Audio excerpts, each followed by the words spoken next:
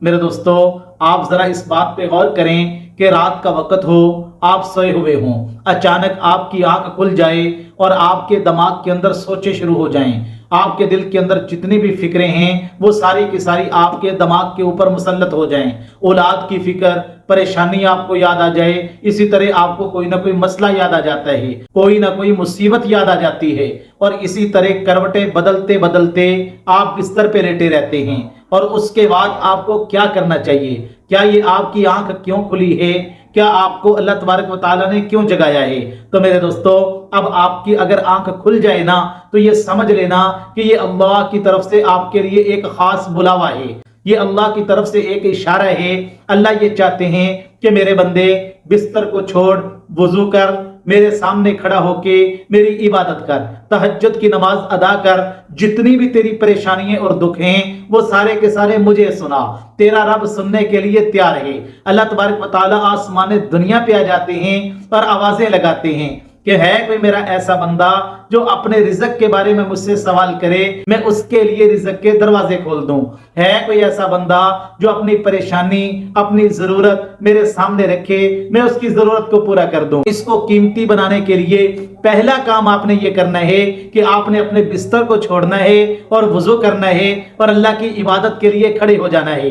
رسول اکرم صلی اللہ علیہ وسلم کی حدیث مبارکہ کا مفہوم ہے، اللہ کے نبی علیہ السلام نے فرمایا جو بندہ رات کو اس کی آنکھ کھل جاتی ہے پھر وہ بیدار ہو جاتا ہے، یہ کلمات پڑھتا ہے، لا الہ الا اللہ وحدہ لا شریک لہ، لہ الملک ولہ الحمد وہو علی کل شیء قدیر، اور اس کے بعد یہ کہتا ہے اللہم اغفر لی، اے اللہ میری مغفرت فرما دے، اور اس کے بعد جو دعا کرتے ہیں اللہ اپنے بندے کی دعا کو قبول فرماتے ہیں۔ تو میرے دوستو، یہ بڑا قیمتی وقت ہوتا ہے۔ حضرت فضیل بن عیاض رحمت اللہ علیہ ایک بہت بڑے اللہ کے بزرگ بنے ہیں۔ ان کے بارے میں لکھا ہے یہ پہلے ڈاکو تھے، تو ان کی زندگی کی بدلنے کا جو سبب بنا وہ میرے دوستو تہجد کا وقت بنا۔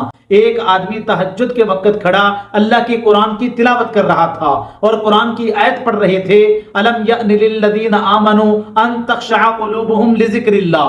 بس قرآن کی اس آیت مبارکہ کی کان کے اندر پڑھنے کی دیر تھی، یہی قرآن کی آیت مبارکہ ان کے میرے دوستو اللہ کی طرف آنے کا سبب بن جاتی ہے۔ تو یہ وقت کون سا ہوتا ہے؟ تہجد کا وقت۔ اللہ تبارک و تعالیٰ نے تہجد پڑھنے والے لوگوں کی قرآن مجید کے اندر تعریف فرمائی ہے، والذین یبیتون لربہم سجدا وقیاما، ایسے لوگ جو راتوں کو اللہ کی عبادت کے اندر گزارتے ہیں، جو تہجد پڑھتے ہیں، کبھی رکوع کرتے ہیں، کبھی سجدہ کرتے ہیں، ایسے لوگوں سے اللہ بڑی محبت فرماتے ہیں۔ میرے دوستو، کسی جگہ اللہ فرماتے ہیں وَمِنَ اللَّيْلِ فَتَهَجَّدْ بِهِ نَافِلَةً لَكَ عَسَىٰ أَن يَبْعَثَكَ رَبُّكَ مَقَامًا مَحْمُودًا۔ میرے پیارے محبوب، آپ رات کے کچھ حصے میں اٹھ کر تہجد کی نماز ادا کیا کریں، فائدہ کیا ہوگا؟ اس کی برکت سے ہم آپ کو مقام محمود عطا فرمائیں گے۔